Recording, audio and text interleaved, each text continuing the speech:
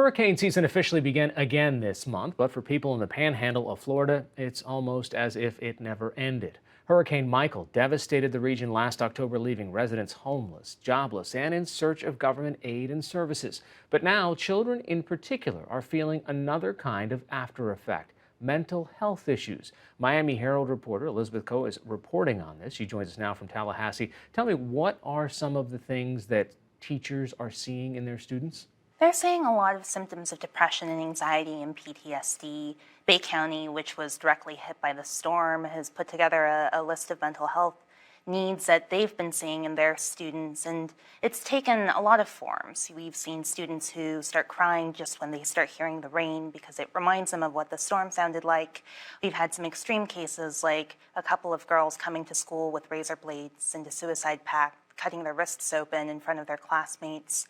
We've had children as young as 6 telling teachers and people at school that they want to kill themselves. It's a pretty serious situation that's starting to develop in the Panhandle. And do they have any kind of mental health infrastructure to deal with this at the school level or wider? The school has some mental health resources, but what we're seeing in the Panhandle after the storm is that those resources aren't enough. So you'll remember the Parkland shooting that happened last year in Florida spurred lawmakers to actually dedicate additional funding to mental health resources in school. And some of that funding has actually been helpful, particularly for Bay County.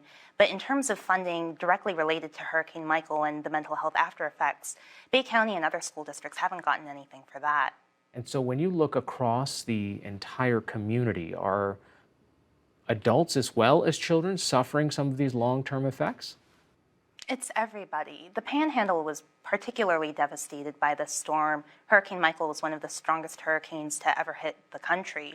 So this is something, a real disaster that they were never really anticipating. And you can see it when you just walk around this region. There are still trees down, there's still debris in some places. And some of that debris may never even be picked up just because there's so much of it. What I've heard from providers in the area is that 8 months out after the storm, was people are starting to adjust to the fact that this is their new normal. This is when some of these symptoms are starting to set in. From the school board report, basic needs are still not being met for many residents, including shelter, food, water, and security. How is that possible? Well, we're looking at a situation where the Panhandle is still waiting on a lot of state and federal funding. Keep in mind that a lot of the communities that were hit were already communities that were pretty low in terms of their socioeconomic status. We've seen communities, for example, like Mexico Beach, where their annual budget is completely overwhelmed by the cost of just debris removal, let alone addressing all of these other needs. And given the delays in getting federal funding, even passed in Congress, let alone passed down to people at the local level, these are people who are still waiting on contractors to help fix their homes, get some of their debris hauled out from their homes' backyards. They're people who are dealing with situations where even if their housing is all right, maybe their jobs were not all right. And so there's a lot of after effects that just have continued to snowball since the storm hit. So I'm assuming that even if a teacher or a school district are able to recruit mental health counselors to be able to come to the area, that housing is expensive just because the stock is down.